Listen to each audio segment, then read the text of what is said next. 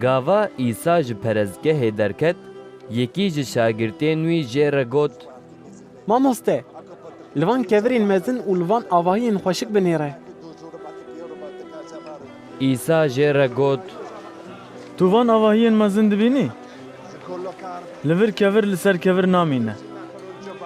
Qet tiştek namîne ku neyê hilweşandin. Gava İsa li pêşberî perezgehê li çiyayê Zeytûnê rûdinişt, Petrus, Akûb, Yuhenna û Endraûs bi serê xwe jê pirsîn. Ji me re bêje, ka ev tişt wê kengî çêbin? û çaxê ev tiştên ha hemû li ber çêbûnê bin, nîşana wan çi ye? İsa dest pê kir, ji wan re got: Hayş xwe hebin ku tu kes we nexapîne. Gelek wê bi navê min bên û bêjin ez ewim. û wê gelekan bixapînin. Gava hûn dengê şeran û li ser şeran bibîzin netirsin. Tiştên wiha divê bibin. Lê hê dawî nehatiye. Çimkî millet wê li hember milletan rabe, padîşahî wê li hember padîşahiyan rabe, wê li cih cihan erdhejîn çêbin û xela wê rabin. Lê ev hemû destpêka janan in. Hayş xwe hebin. Wê we teslîmê dadgehan bikin û di kinîştan de wê li we bixin. Ji rûyê min wê we derxin ber walî û padîşahan da ku hûn li ber wan şahidiyê bikin. Divê pêşî mizgînî ji hemû milletan re bêdayîn. Gava ku ew we bidin dest û bikişînin pirsyarê, ji pêşî ve xeman nexwin ku hûn ê çi bêjin. Lê di wê demê de çû were bêdayîn, wî bêjin. Çimkî yê peyî ve nehûnin, lê ruhê pîroz e. Bira wê birayê xwe û bav wê zarokê xwe teslîmî mirinê bike. Zarok wê li hember dê û bavê xwe rabin û wan bidin kuştin. û ji ber navê min hemû jî wê ji we nefret bikin. Lê yê ku heta dawiyê ragire, ew ê xilas bibe.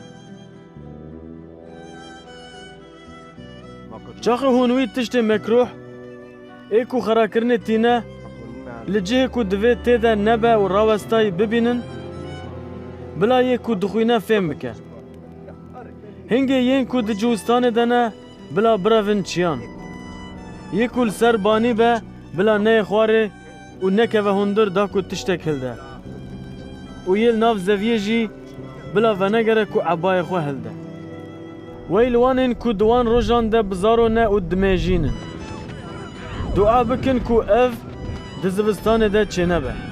Çimkî di wan rojan de tengahiyeke wisa wê çêbe, ji destpêkê ve gava ku Xwedê dinya afrandiye û heta niha çênewiye û tu caran çênabe. Eger Xudan ev roj kurt nekirana, tu kes xilas nedibû. Lê ji bo xatirê yên bijartî, yên ku wî ew hilbijartine, wî ew roj kurt kirine. Hingê eger yek ji were bêje binêre, Mesîh li vir e, an jî binêre, ew li wir e bawer nekin. Çimkî Mesîhên derewîn û pêxemberên derewîn wê derkevin. Wê nîşan û karên mezin çêkin, wisa ku eger bibe, ew ê bijartiyan jî bixapînin.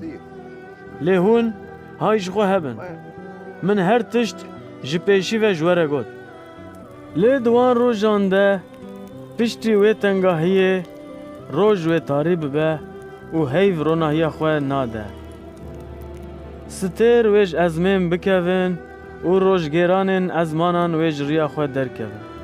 û hingê wê bibînin ku kurê mirov di nav ewran de bi hêz û rûmeta mezin tê. Hingê ew ê milyaketên xwe bişîne û wê bijartiyên xwe ji çar aliyan, ji perê erdê heta perê ezmên bicivîne.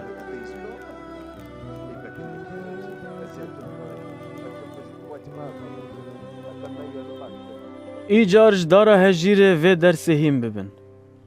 Çaxê ku çiqilên wê dibişkivin û pelên wê şîn dibin Hûn dizanin ku havîn nêzik e. Bi vê awayî çaxê ku hûn jî bibînin ev tişt çêdibin, bizanin ku ew nêzik e. Li devê derî ye.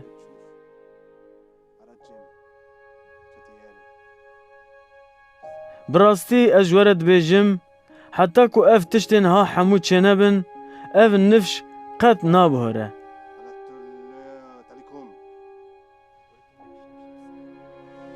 Erd û ezman wê biborin, lê peyvên min tu caran naborin. Lê heçî ew roj û ew saete, ne milyaketên ezmên û ne jî kur, ji bav pêve tu kes pê nizane. Hayîş xwe hebin, hişyar bin, çimkî hûn nizanin kengê ew wext wê bê. Ev wek mirovekî ye ku mala xwe dihêle û derdikeve rêwîtiyê. Ew desthilatiya xwe dide xulamên xwe, karê her yekê dide wî û emir dide dergevan jî ku hişyar bimîne. Loma hişyar bimînin, çimkî hûn nizanin malxwe malê wê kengê bê. Êvarê an nîvê şevê, an wextê bengdana dîkan, an serê sibê. Nebe ku ji nişkê ve bê û we di xewê de bigire. Tiştê ku ez ji we re dibêjim, ez ji hemûyan re dibêjim. Hişyar bin.